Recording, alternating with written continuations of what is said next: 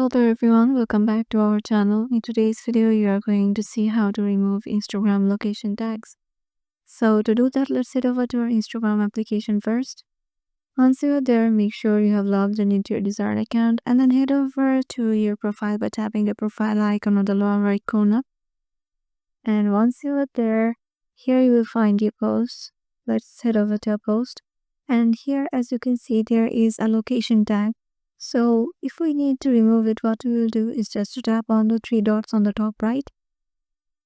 And from here, tap on edit.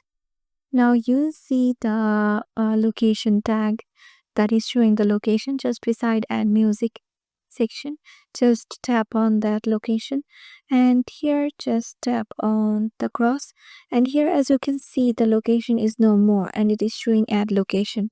Just tap on the tick mark on the top right, and as you can see the location is currently not removed. So there is no possible way you can remove the location, but you can always change the location. So yeah, this is how you can do it. Hope this video will help you out and we'll see you in the next video.